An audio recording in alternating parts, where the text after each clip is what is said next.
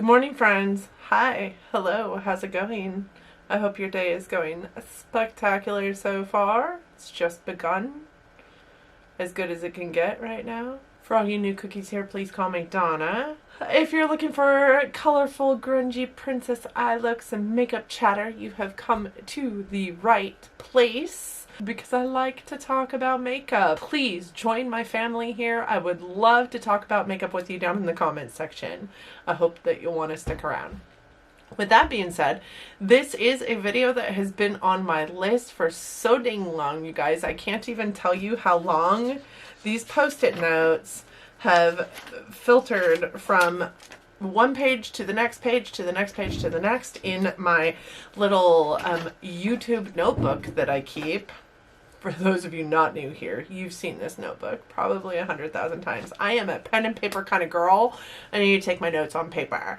With that said, this is a tag that Samantha March did eons ago. I feel like it was probably like 2019.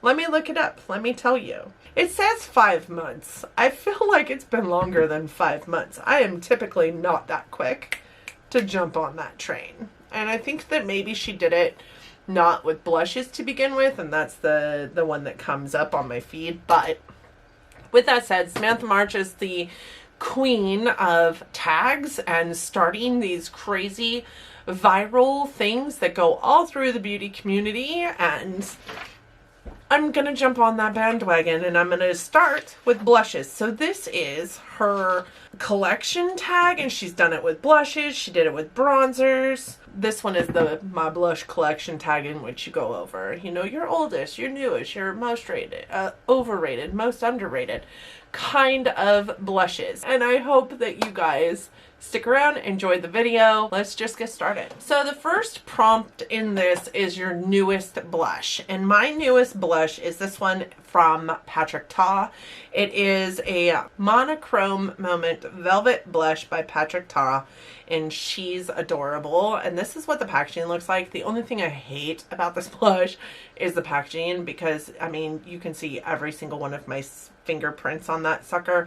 It's got an awesome mirror, but this is the blush, and it is my newest blush. This came to me in my most recent IPSY Glam X, and you guys, this is a beautiful blush. I do love myself a nice peachy moment, a really beautiful like neutral tone, or a really dark like vampy blush almost. This fits perfectly into those peachy tones. It does have a little bit of a luminosity to it. It is just so pretty. So the oldest blush in my collection would be this one. This one is the Tarte Amazonian Clay 12-Hour Blush in Party.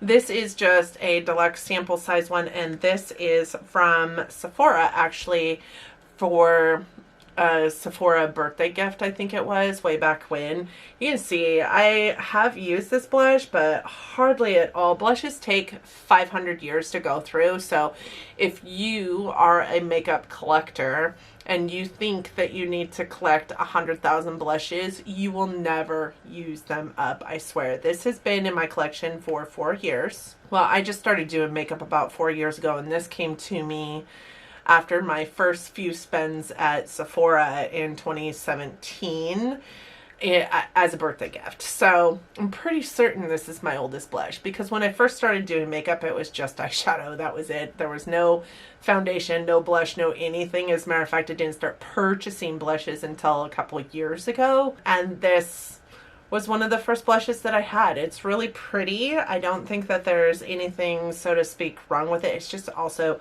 very pale. It's a very pale pink, and I'm not a huge like pink fan on my cheeks as I sit here with pink blush all over myself, but I'm not a huge pink blush fan, which is why this maybe doesn't look like it's been used hardly at all in the last 4 years, but it is the oldest blush in my collection. I promise you, I've dipped my brush into this way more than a couple times, because for the longest time, it was the only blush in my collection. So then we have most expensive and least expensive. So the most expensive blush that I have in my collection is this one here. This is by Melt, and this is one of their blush duos that came out with that collection that they just did. I can't remember. This is in Raw Honey, and this is what it looks like. It is a very shimmery blush. It is a duo, but I use it as one color. It is such a beautiful glowy blush. It is just a little bit too glowy in my opinion.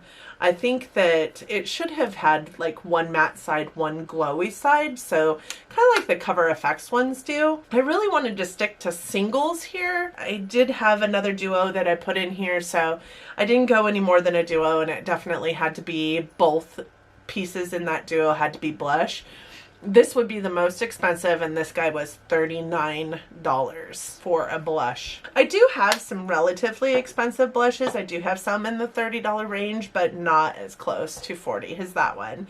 And then my least expensive blush actually was purchased for me in Subscriber Buys My Makeup. My friend JC got it for me, and it is this one. It is the Wet n Wild Color Icon Blush in Mellow Wine. And you guys, this is just such a beautiful, beautiful blush, and it goes onto your skin so beautifully. I would also say that this one surprised me quite a bit because I didn't expect the pigmentation to be what it is. And it actually doesn't look this pink on my face. You'll have to forgive my old lady hands because it seems to make the blush look super patchy. It's not super patchy. It's a beautiful blush. And this guy was $3.50. I honestly can tell you, I would buy more of these. Not only that, but they're super like sleek. So they fit into very small areas very easily. The next one surprised me.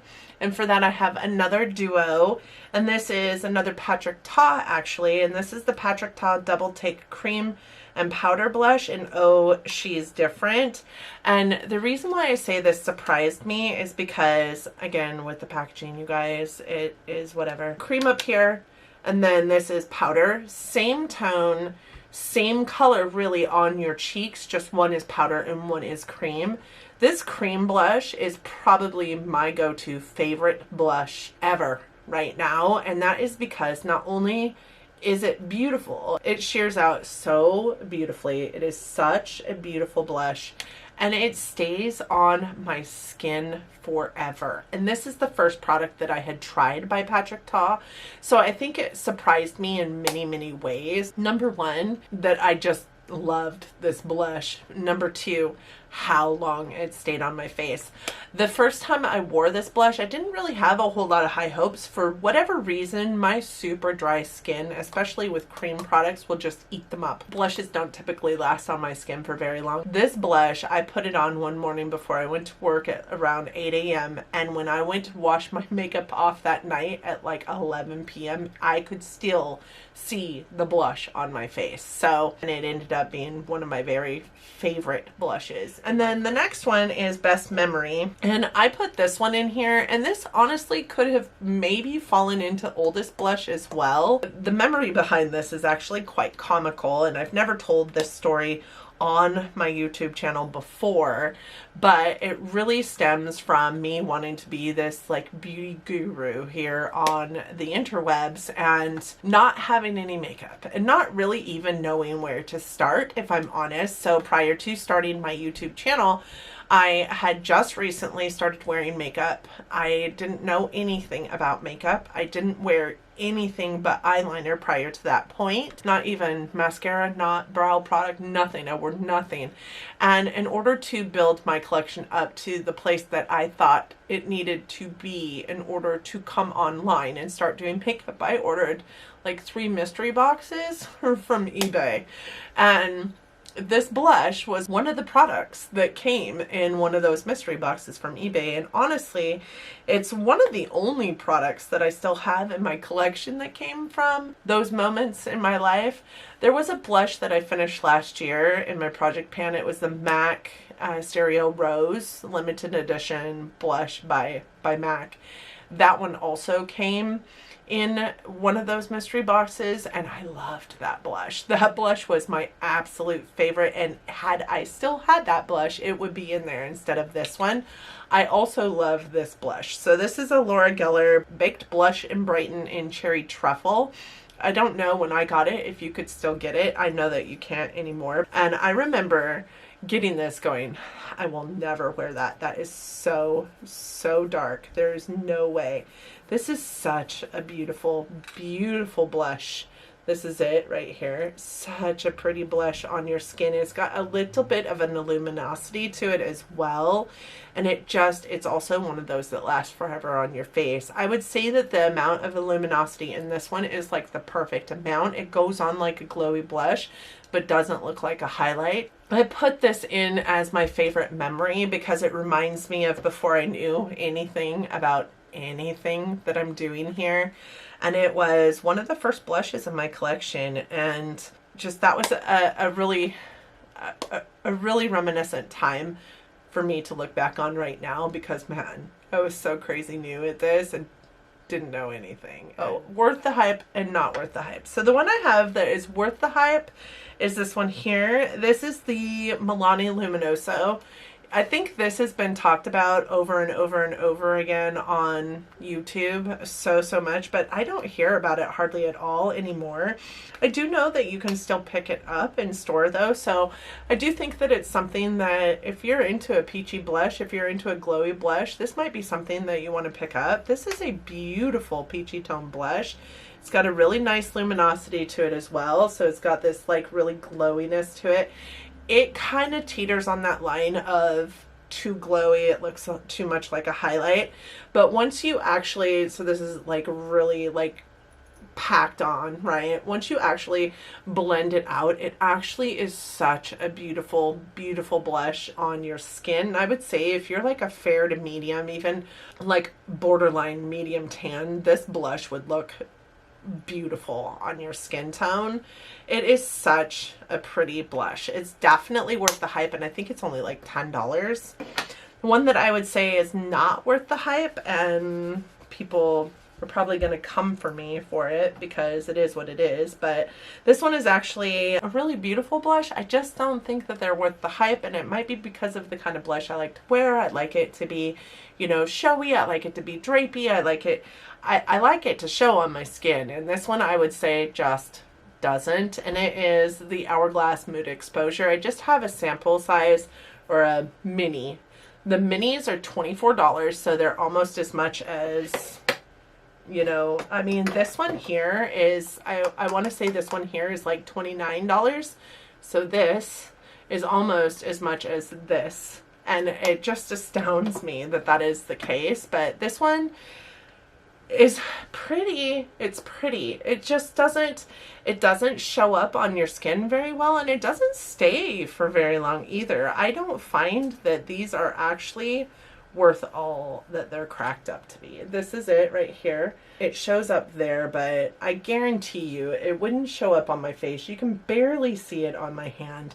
It's just not what I thought it was going to be. I think it's beautiful. I do. I just think that I have to build it up so much for it to show up on my face that I can't imagine spending the, you know, however much money they want for a full size on it, and to have spent $24 on a sample size on a deluxe mini, to have it not be as amazing as everybody on this space has said it is just disheartening. It's not right. If it should be amazing. According to everybody on this platform, it is amazing. I just don't think that it's all it's cracked up to be honest. All right, the next one is a favorite from a favorite brand, and the one that I have is this one. It is the Clinique Cheek Pop in Fig Pop. I love this.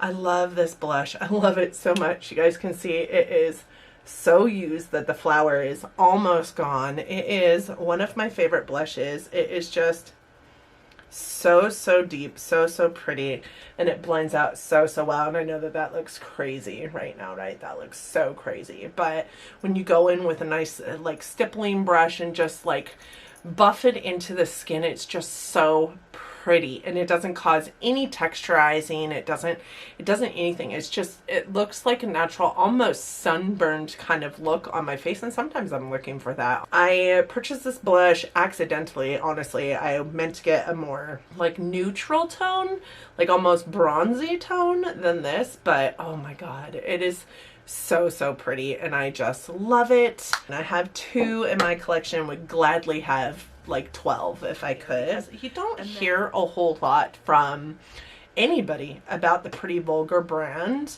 and I think to some extent, I think a lot of it is because they're just real like kitschy, right? Everything is like birdhouses or birds, and everything is just like old, like vintage looking, but I kind of appreciate a little bit of that. I love the kind of like vintagey nature of it, and this is something that came to me in BoxyCharm many moons ago. It's probably the most used blush in my collection, if I'm honest, and this is so used you can't even see the emblem on it anymore. It's a Pretty Vulgar blush. It's the Make Them Blush in Hush blush. I mean, the packaging alone is just so cute. It is kind of cheap though. It is very plastic, but it is so cute. And then this blush is such the perfect like neutral mauve-y tone, and just gives me the most beautiful natural flush to my cheeks. It is, I say most underrated because again, you just don't hear anybody talking about it, but that's it right there. It's just so pretty, and I feel like you could build it up and make it bold if you wanted to. Like, it just blends onto your cheeks. Again, doesn't cause any kind of texture, and you just don't hear people talking about the Pretty Vulgar brand. I don't know, are they even for sale anymore? Maybe they're not, and maybe that's why you don't hear anybody talking about them, but I'm not one of those YouTubers that's like, you can't buy this anymore, so I'm never going to use it anymore. Honestly, I'm here to talk about the makeup, to buy the makeup, and we're going to learn something, regardless of whether you can find that product on sale or not, about the brand, about the formula, about the whatever. I'm going to look it up. I'm going to see if you can still purchase them. Yeah, you absolutely can. You can. They have their own website, and you can purchase them. That is a really good blush, and I just don't hear anybody talking about it. The last one is one that I keep around even though it doesn't work for me. So this is actually a quad, but everything in it is a blush. So I thought it fitting to put in here because I wanted to make sure if it was a duo or a trio or whatever, that it was a blush. And the one that I keep around even though it doesn't work for me, is this. It's the ABH Blush Kit, and this one is in Gradient. And you guys, I purchased this because I am really into dark blushes, right? Peaches, neutrals, dark vampy blushes. So I keep this around because when I purchased it, I really thought I could make these work for me, and I have, but it's always very much a in-your-face kind of blush moment. My paper white skin doesn't look good with these colors on it, honestly. This is very purple. This makes me look dead. It literally is olive green and makes me look dead. This one I can get away with as kind of a bronzer, blush, bronzer, if you will. This one I can get away with. This one I can almost get away with, but it does appear just a tad bit too orange on my skin. I do love these blushes though, and this was my first ABH blush kit, highlighter kit kind of purchase, and honestly one of my very first experiences with ABH. And ABH I love. I stand them so much, and yeah, it doesn't work for me, but I just love it. But that's all I have for you guys today. I do hope that you enjoyed it. I hope that you enjoyed it enough that you're considering giving it a big thumbs up. I also hope you enjoyed it enough that you're considering subscribing to my channel before you go. If you do that, don't forget to hit the notification bell. That's going to notify you every single time I upload, and I would want to continue to show up in your feed so that you can continue to come back and listen to me chatter on about makeup, and we can chatter on together down in the comment section. That would be fun. I would love for you to hang out. Well, if you do, that's awesome. But either way, please stay safe out there, you guys. Please stay healthy. Please love each other, but love each other from afar. And until next time, everybody, Bye, friends.